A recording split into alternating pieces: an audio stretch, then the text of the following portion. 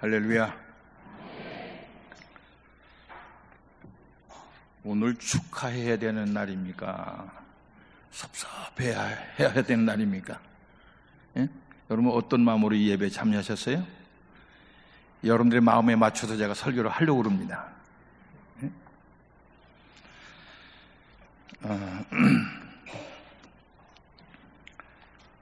오늘 갑작스러운 윤영로 목사님의 그 은퇴 예배에 대한 소식을 듣고요, 저는 경기가 나는 줄 알았습니다. 지난 화요일 날 저는 알았거든요.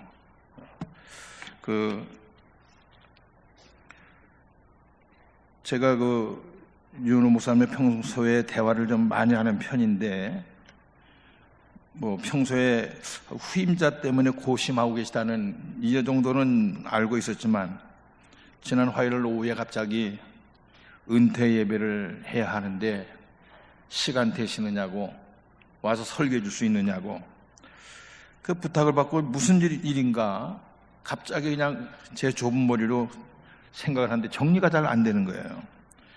어쨌든 거절은 하지 못하고 응낙은 했지만 어떤 컨셉을 가지고 설교를 해야 될까 그런 고민을 좀 했습니다.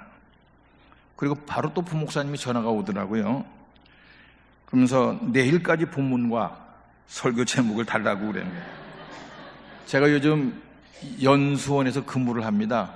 지난 올해 1월 1일자부터 연수원에서 제가 근무를 하는데, 그래서 퇴근하자마자 이것저것 뒤지기도 하고 어떤 설교 구도를 잡으려고 해도 마땅히 잡히는 게 없어 고민이 많이 됐습니다. 근데 그 다음날 또 부목사님도 전화가 와가지고 순서지를 만들어야 되니까 빨리 본문과 제목을 또 달라는데 줄 게 없는 거예요, 그때까지도. 그 저녁에 연락을 주겠다고 말씀을 드리고 연수원에서도 좀 이렇게 생각해보고 또 집에 돌아와서 계속 기도도 하며 고심하면서 겨우 찾은 게 오늘 본문에 시편 103편에 있는 말씀을 찾았습니다. 근데 오늘 와서 이렇게 여러분들 주일 주보 내용을 보니까 난집에 우리 윤영로 목사님 마지막 고별 설교 내용이 범사에 감사하라더고요. 또 보니까. 근데 오늘 제 설교 제목이 뭐예요? 야, 이것도 이렇게 또 비슷하게 또 맞아가나, 또 이런 생각을 또 제가 해본 것입니다. 어쨌든 여러분들 은퇴와 또 은퇴하게 또 새로 또 다니다가 또 오시게 될 텐데, 우리가 평상적으로 보면 은퇴와 또 취임을 같이 하는 경우가 많아요. 의정부에도 제가 2번인가 와서 한번 그렇게 감독 재직 시에 그런 예배를 드린 적이 있었는데, 보통 이제 그렇게 많이 해서 그런 정도 생각을 하고 이제 끝까지 잘 오시고 또 새로운 분이 오시고, 그래서 이제 모든 그런 컨셉으로는 주로 설교를 많이 해봤는데, 교회 지금이 어떤 상황에서 목사님이 이렇게 빨리, 지금 오늘이 말복인 거 아시죠? 예? 난 복날에 은퇴 예배 드리는 교회 처음 봤습니다. 예? 그래서 이게 무슨 상황인지 잘 모르는 그런 마음에서 사실 제가 고민을 그래서 한 거예요. 자, 그러면 오늘 본문을 잠깐 보면요. 자, 이 본문의 내용은 그런 겁니다. 다윗도 나이가 먹어가면서 그가 말년에 우리에게 주는 교훈이 오늘 본문의 찬송시라고 저는 믿습니다. 자, 사람은 나이가 먹어가면요, 몸도 약해지면서 마음도 약해지는 겁니다. 그러면서 나이가 먹어가면 영향력이 그만큼 또 축소가 돼요. 주변에 있던 사람도 하나씩 둘씩 멀어져 가는 기분이 듭니다. 세상으로부터는 자기가 자꾸 잊혀져 가는 존재가 되어 가는 거예요. 이런 서운한 감정을 하나님 앞에서 스스로 추스리면서 지었던 시가 바로 오늘 시편 103편의 다윗의 찬송의 시인 것입니다. 우리가 잘 아는 대로 다윗은 위대한 용사였고 한 시대를 풍미했던 아주 강한 왕이었습니다. 그러나 용기와 권력이라고 하는 것도 세월과 함께 시들어져 가는 거죠. 그동안은 모든 상황, 모든 역사가 다 다윗을 중심으로 해서 움직이는 겁니다. 그러나 세월의 흐름을 따라서 점점 변두리가 돼가는 것을 느끼는 거예요. 과거에는 다윗 왕 앞에서 숨소리도 내지 못했던 사람들이 슬슬 자기를 무시하는 사람이 생기고 다른 사람을 또 이렇게 기대해 보면서 그들을 따라가는 그런 모습을 이 다윗도 보면서 다윗이 느꼈을 상실감이 엄청나게 컸을 거다, 그런 생각을 해봅니다. 그럼에도 불구하고 다윗이 그 모든 걸 다 극복하고 하나님 앞에서 다시 은혜로운 삶을 누려가며 마지막 여생을 보낼 수 있는 그러한 내용이 오늘 본문에 그 비결이 담겨 있는 겁니다. 유 목사님은 벌써 여러 해 전부터 60 좀 넘으시면서부터 저하고 얘기할 때 65세가 되면, 이제 감리교에서는 65세가 되면 그때부터 자원해서 은퇴할 수 있는 그런 나이가 되는 거죠. 65세가 되면 나는 자원 은퇴하겠다, 이런 얘기를 사실 벌써부터 저한테는 하셨습니다. 그러면서 그때부터도 후임에 대한 그런 염려, 그런 생각을 많이 해오셨는데, 사실 그때마다 저는 개인적으로는 그랬어요. 그렇게 빨리 은퇴하는 건 뭐 좋지만 그런 식으로 하는 건 좀 그렇다, 좀 다르게 좀 생각을 해봐라, 뭐 이렇게 말씀을 한번 드린 적도 있었어요.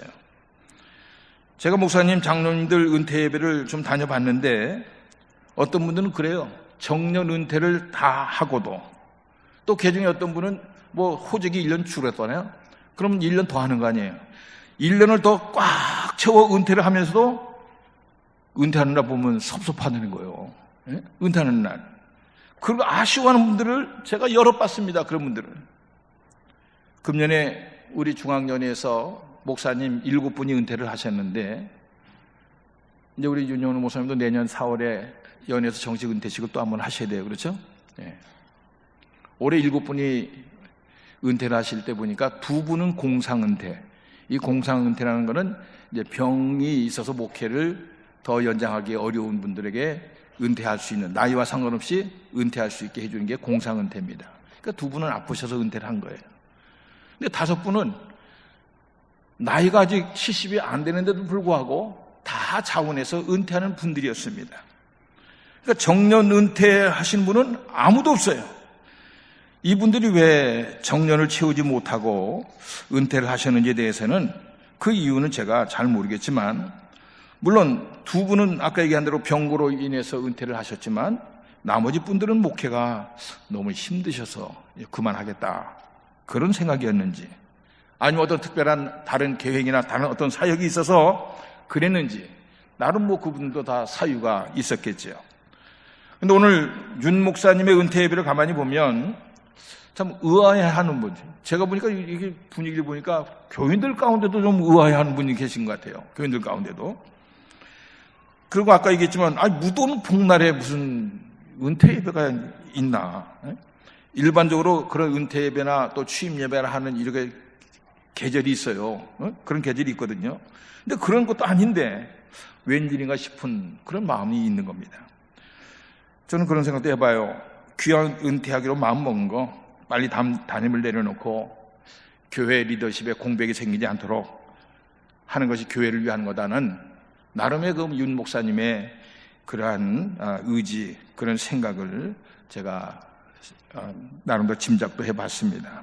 어쨌든 오늘 은퇴하시는 윤 목사님께서 오늘 성경 본문의 다윗의 모습을 보시면서 나름 위로가 되기를 바라고, 오늘 낮에 뭐 또 열심히 또 범사에 감사하라고 설교하셨으니까, 우리 목사님.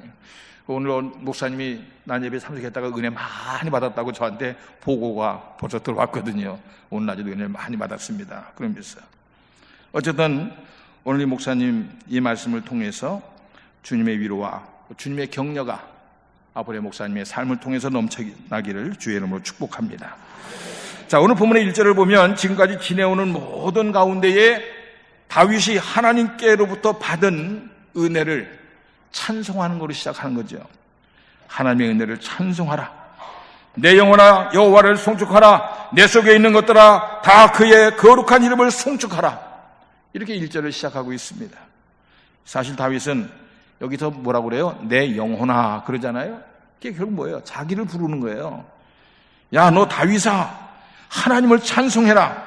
자기 이름을 부르면서 지금 그렇게 스스로에게 찬송하라고 지금 권고를 하고 있는 겁니다. 그리고 이어지는 말씀 보니까 내 속에 있는 것들아 그랬어요.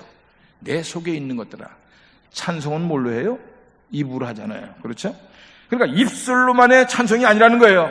그의 온 몸과 온 마음과 온 영혼 그리고 낳은 모든 몸 지체 전체를 다 동원해서 하나님을 찬송해라.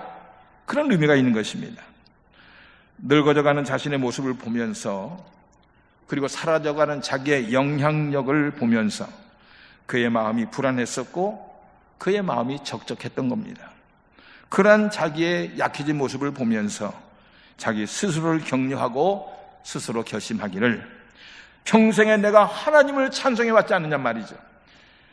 수없이 많은 찬송의 시를 하나님께 올려드렸고 그저 그는 시간만 나면 하나님을 찬송하는 그야말로 찬송의 역사를 만들어낸 위대한 왕이었습니다. 그래서 평생을 해왔던 그의 찬송을 순간에 잠깐 잃었던 잠깐 마음속에 서운했던 그런 것을 다시 내려놓고 그것을 회복하고자 스스로 자신에게 너 다윗아 여호와를 송축하라 그리고 스스로 권면을 하고 명령하는 것입니다. 이어지는 2절을 보면 내 영혼아 여호와를 송축하며 그의 모든 은택을 잊지 말지어다. 이어지는 말씀입니다. 지금까지 함께 하신 하나님의 은혜를 잊어서는 안 된다. 여호와를 찬송하는 동시에 그 찬송 속에 그가 생각하는 겁니다. 그동안 나와 함께 하셨고 나에게 해주셨던 하나님의 그 모든 은혜를 잊어서는 안 되지. 내가 이런 위치에 이런 자리에 있어서는 안 되지. 그런 스스로를 고백하는 거예요. 여러분 은퇴를 한다고 그럴 때에 무역이 일반적으로 여러분들이 어떤 회사나 또 지금까지 해왔던 업무에서 은퇴를 이미 경험해 보신 분이 많이 계시지만 참 은퇴라는 것이 사람마다 그걸 맞이하는 그 온도가 다른 것 같아요. 모든 것을 내려놓는다고 하는 상실감도 여기에는 작용할 수가 있습니다. 그러나 평생 나와 함께 하시고 나의 목회를 이루게 하신 그래서 평생 하나님의 이름을 찬송하며 살아오게 하신 하나님을 나의 남은 날 동안도 내가 앞으로 무엇을 하든지 그 모든 일을 이루게 하시는 하나님의 은혜를 잊어서는 안 된다. 그 은혜를 잊지 않냐고 하나님을 찬송할 것이다. 이게 다윗의 고백이죠. 우리 목사님, 윤 목사님은 훌륭한 본받을 만한 목회자이시고 또 많은 부흥운동을 다니셨던 부흥사이시기도 합니다. 어느 누구보다도 많은 찬송을 해오셨고 오늘날에도 감사를 하시며 설교를 하셨고 우리의 모든 삶 속에서 하나님께 진정한 영광된 삶을 마지막까지 누리고자 하는 그런 마음, 그런 결단, 그런 결심이 우리 윤 목사님에게 계신 줄로 믿습니다. 오늘 귀향의 하나님의 은혜를 잊지 말지어다라고 하는 말씀을 통해서 제가 한 가지 더 생각하고 있는 건 뭐냐면 우리 목사님은 목사님 입장에서 성도를 향한 그 은혜를 잊어서는 안 되고 또 우리 성도 여러분들은 또 우리 윤 목사님을 향한 그 은혜를 절대로 잊어서는 안 되리라 믿습니다.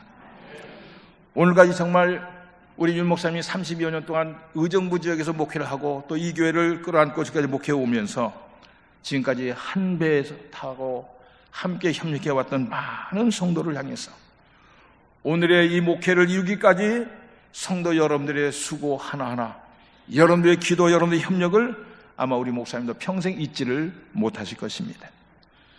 오늘 그리고 이렇게까지 또 우리의 이 교회를 의정부제일교회를 정말 우뚝 세워서 이렇게까지 성장케 하신 우리 윤 목사님을 향해서 우리 성도 여러분들은 또한 평생 여러분들이 살아가시는 날 동안 아마 그 은혜를 잊어서도 안 될 것입니다.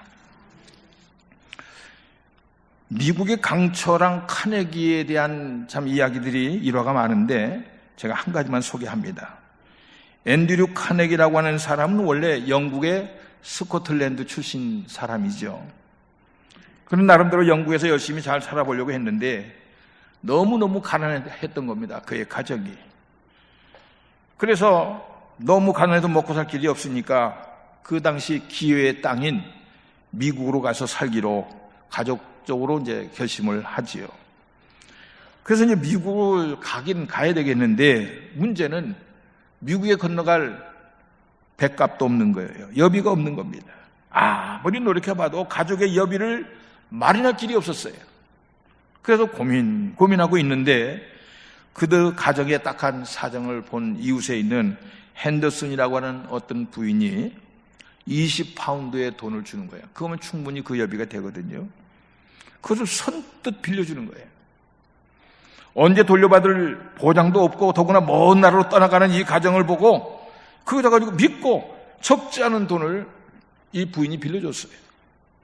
카네기 가족은 너무나 감격스럽고 너무나 고마워서 이렇게 마지막 인사를 합니다. 은혜를 절대로 잊지 않겠습니다. 꼭 갚겠습니다. 그리고 미국으로 떠났습니다. 카네기 가족은 미국에 도착해서 정말 열심히 안 할 일이 없었습니다. 엄청난 일을 했습니다. 그리고 매일매일 어떤 일이 있더라도 하루에 50센트의 달러를 빚을 갚기 위해서 저축을 했다는 겁니다.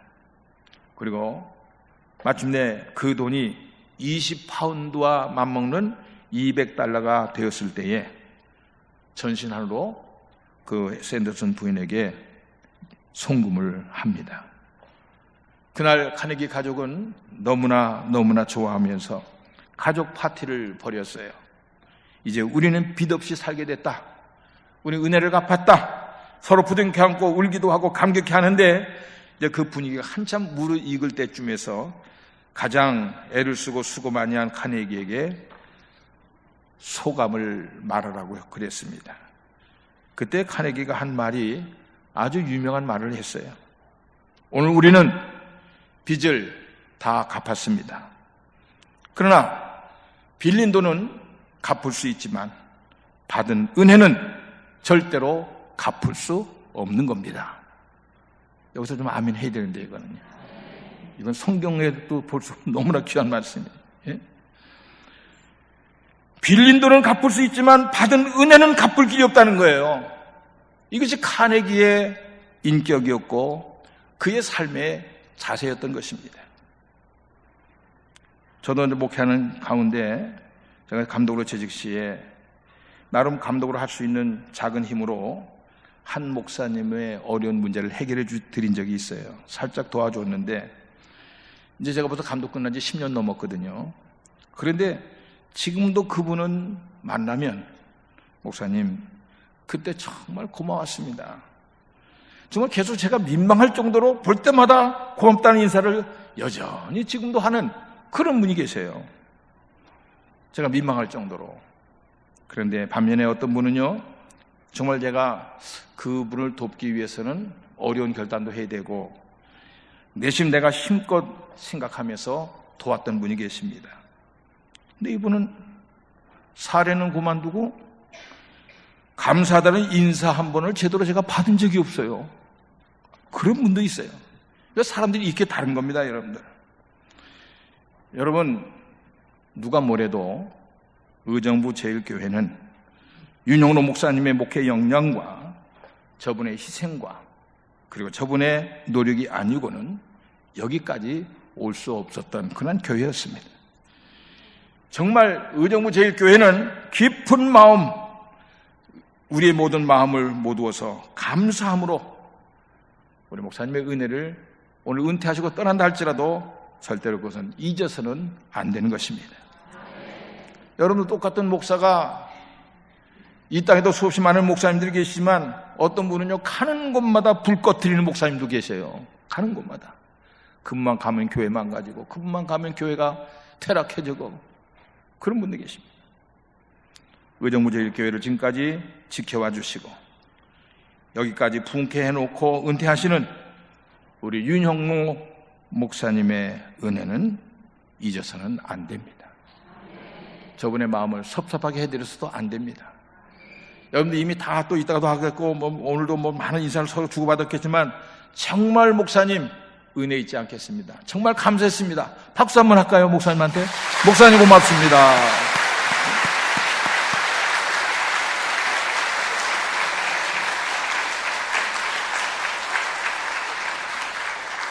이제 박수까지 나왔으니까 이제 끝내야 되는데요. 제가 한 2, 3분만 조금만 더 마무리하고 제가 설교를 마치겠습니다. 오늘 이어지는 말씀 제일 마지막에 5절을 보면 좋은 것으로 소원을 만족해 하시고 독수리처럼 새롭게 하심을 찬송하는 마지막 말씀이 나옵니다. 자, 하나님의 은혜를 깨닫고 이제는 새 힘을 얻고 독수리처럼 날개치며 올라감 같음을 고백했던 다윗처럼 우리 윤 목사님, 그래서 지금 은퇴하고 당분간은 뭐 시원하다고 하는 마음도, 은퇴하는 선배 목사님들 얘기 들으면 그런 분들 많이 계세요. 아유, 처음에 시원했다는 거예요. 근데 처음엔 시원했는데 한 달, 두 달, 세 달 가면서부터 은퇴한 목사님들이 그때부터 이상한 증상이 드러납니다. 예? 여러분들 기쁨으로 목회가 마무리되고 다 했어도 그 은퇴한 이후의 마음이 모든 것을 놓았다고 하는 이 섭섭함에서, 그리고 매 목사는 이 한국 감리교, 이 한국교회 목사님들은 설교에 쳐서 살잖아요. 예? 평균적으로 하루에 10편 이상의 설교를 꼭 하셔야 되거든요. 그러니까 처음에는 설교에서 해방되었다고 하는 것이 얼마나 마음 편한지 모른대요, 처음에는. 근데 한 달, 두 달 사람에 따라서 조금씩 뭐 개월수는 다르겠지만 좀 지나가 보면서부터 하던 것을 안 하는데 와지는 그런 증상이 나오기 시작하는 거예요. 참 힘들다고 하는 그런 얘기를 들었습니다. 그러나 이제 제가 왜 목사님 은퇴하시고 뭐 계획이 있으세요? 뭐 그전에 그런 말씀도 하셨거든요. 뭐 선교지에 뭐 이렇게 좀 준비를 해놓고 선교지 사역 뭐 얘기도 하셨고 뭐 이런저런, 나름대로 저분이 뭐 계획은 제가 하고 있으라고 합니다. 은퇴하시고 나서 제가 기대하는 바가 있어요. 이분이 그냥 평생을 저렇게 살아오신 분이 그냥 넉넉고 그냥 저러고 앉아 계실까요? 절대로 그렇지 않다고 보거든요. 뭔가 분명히 하실 텐데, 바라기는 남은 삶을 정말 이제는 의정부교회를, 은퇴하신 교회지만 이 교회를 위해서 끊임없이 기도하시면서, 또 은퇴 후에 나름 목사님이 준비하면 또 갑자기 또 하나님이 어떤 사역으로 목사님도 쓰실지 그것도 모르잖아요. 그러니까 앞으로의 모든 사역, 일어날 사역 외에도 정말 독수리의 날개침 같은 역동적인 사역이 앞으로 계속해서 목사님을 통해서 일어날 수 있게 되기를 여러분 모두가 함께 기도해 주시기를 부탁을 드립니다. 그래서 우리 윤 목사님의 은퇴 후의 사역이 궁금하고 기대가 되는데, 뭐 어떤 사람은 뭐 은퇴가 아무것도 안 하는 걸로 알고 있어요. 그런데 그런 의미가 아닙니다. 은퇴를 뭐 다 알죠? 영어로 retire 그러잖아요. retire. 타이어를 갈아 끼운다는 뜻이라고 그래요. 그죠? 은퇴하시고 새로운 사역에 타이어를 갈아 끼는 겁니다. 그리고 더 멋진 주행을 제가 기대하고 기도도 하겠습니다. 성도 여러분들이 목사님의 은퇴 후의 삶을 위해서도 나름 잘 준비해 줬다는 얘기도 제가 간접적으로 전해 들었습니다. 이제 이 교회 원로 목사님으로서 물론 후임 목사가 들어오면 모든 걸 다 맡기고 뒤에서 기도와 사랑으로 아마 그 배우가 되어 주실 것입니다. 그러나 가끔은 은퇴 후에도 우리 목사님을 좀 뵈야 되잖아요. 가끔 모시고 은혜도 나누고 오랜 동안의 사정의 그런 사귐의 그 정을 나누는 그런 기회도 마련하는 것이 나름 목사님을 예우하는 거고, 또 여러분들이 주 안에서의 계속 아름다운 관계를 유지해가는 방법이라고 생각을 합니다. 뭐 한동안은 설교에서 해방되니까 조금 시원할 수 있겠지만 아까 말씀드린 대로 목사는 평생 살아온 그 중심에 뭐가 있어요? 항상 설교를 하는 게 있기 때문에 후에는 은퇴하신 지 몇 달 후부터는 설교 자리를 갖지 못하는 것에 대한 아쉬움, 거기 심지어는 멘붕도 온다고 그래요. 그러니까 여러분들 이 시간 이후로 윤 목사님께서는 더욱 교회와 후배 목회자들에게 귀감이 되고 본이 되는 그런 모습으로 정말 남은 삶의 여정에도 하나님의 은혜의 축복으로 함께 하시기를 간절히 부탁을 드리면서, 특히 은퇴 후에도 교회와의 관계 그리고 후임자와의 관계가 아름다운 관계가 되기를 더욱더 여러분들 기도하고 저도 그렇게 기도할 겁니다. 많은 교회들이 전임자와 후임자의 그런 어떤 잘못된 이해에서 와지는 그런 문제로 교회가 참 힘들어지는 그런 경험을 제가 많이 봤습니다. 바라기는 그 일은 여러분들이 해야 될 책임입니다. 그래서 서로가 아름다운 관계로, 목사님은 은퇴하시지만 여러분들이 목사님에게 보답할 수 있는 건 뭐냐? 새로운 목사님을 모시고 더 열심히 최선을 다해서 의정부 제일교회를 더 크게 부흥시켜 나가는 일입니다. 이 모든 과정에서 우리 장로님들이 수고 참 많이 하셨습니다. 애 많이 쓰셨습니다. 우리 은퇴하신 목사님뿐만 아니라 이 모든 일을 잘 진행해 주신 우리 장로님들에게도 고맙다는 박수 한번 하시죠, 여러분들. 장로님들 수고 많으셨습니다. 네.